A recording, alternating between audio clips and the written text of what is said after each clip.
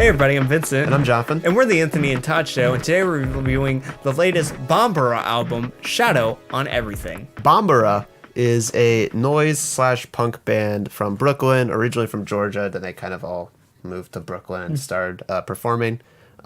Their music is notable for the very distinctive Western tint that they add to their noise and punk influence. So creates a very interesting, like, Western punk sound. I think it creates a very driving through desert highway sound. I'm not joking. No, yeah, like their That's music, not a joke. No, their music would make like the perfect soundtrack to like a neo-western or like a American Gothic western.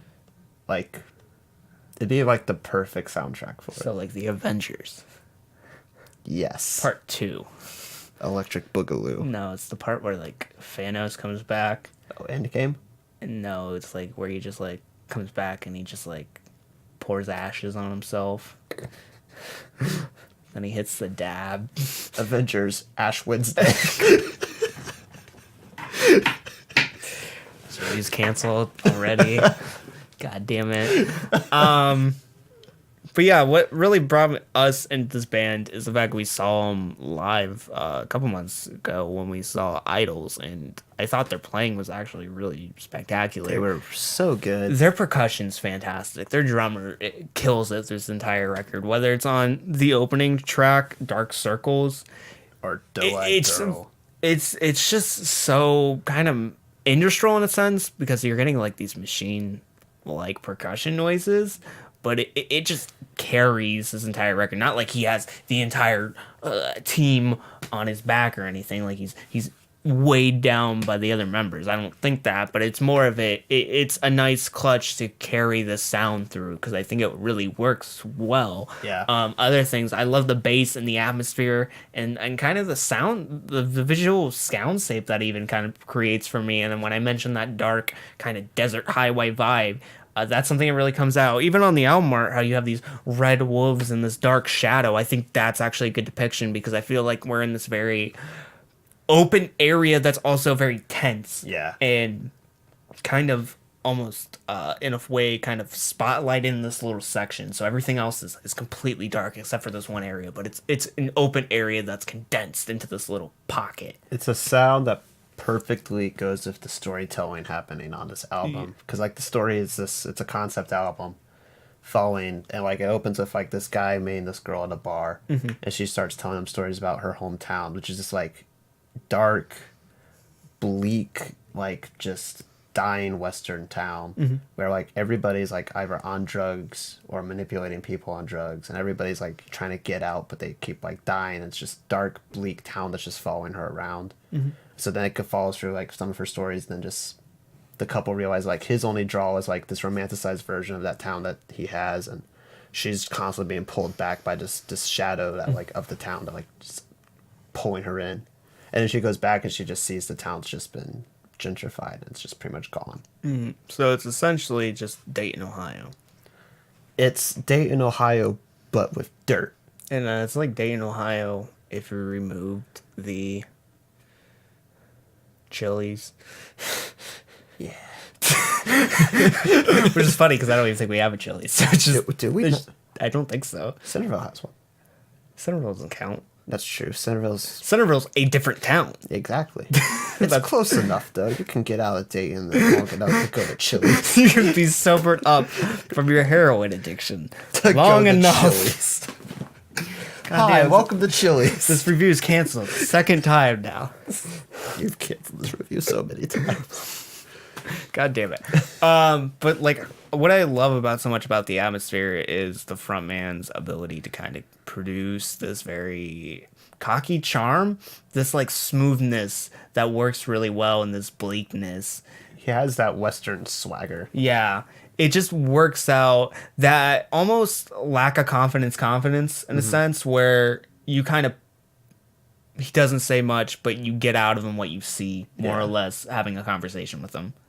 Not to say that's a depiction of the actual person, but I'm saying this is a depiction of what I get, not only through the narrative, but more through kind of the soundscape that his voice, or not, what I get through his vocals and kind of depiction he gets of the character. Yeah.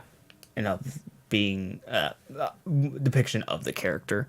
No moments I like through this entire thing. I think Darkstalkers, Doe-Eyed Girl. I think Monument. Monument, the door between her teeth. Yeah. Night's changing, which is a little ambient moment. The only thing about Night's Change is it sounded good. I just thought it was weirdly placed.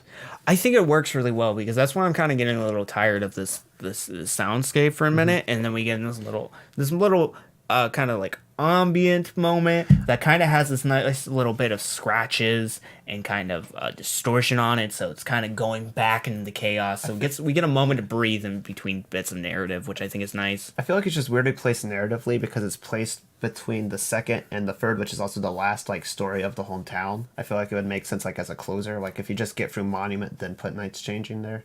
Yeah, I feel like that's the only thing. Like it just seems weirdly placed narratively. Yeah, I think the end kind of teeters off for a little bit for me, where we're getting a little bit too many of the soundscape, just a bit too much. But even at its most repetitive, it still holds pretty solid.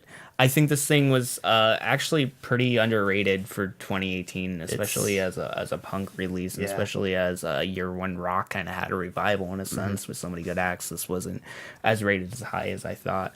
Yeah. But yeah, this thing does a lot of characteristically. I don't think they're kind of pulling their highest strides to date yet. I'm really excited to see what they're doing in the future because I think they haven't reached their peak yet with this. I think continuing with these concepts, because this thing concept-wise is really working for me. Yeah. I really enjoyed the narrative. I really enjoyed the narrative. I really enjoyed the presence of the overall presentation this album's giving to me.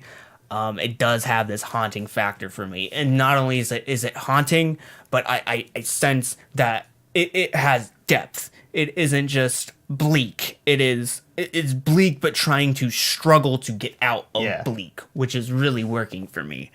It's not because like you had talked like bleakness like with Daughters, right? It's just one note bleakness. This is like bleakness, but you can see like the characters within the bleakness trying to struggle against it. It's not just hopelessness. It's like the hope that comes within like the depths of bleakness of like this is Silent Hill 2 bleak. Yeah. Daughters was very Silent Hill 3 bleak. Yeah. Where I'm really confused on what the fuck is happening. This is more Silent Hill 2, where a town has removed the chilies and now a bunch of murderers come. This is why you can't remove your chilies. All right? You remove the chilies. Your doe-eyed girl's gonna get run over by cars, all right? Jose's gonna get cut in half by a train. Some rich pervert's gonna move in, all right? Keep your chilies. But, like, I think another thing what this album's doing is just the chemistry.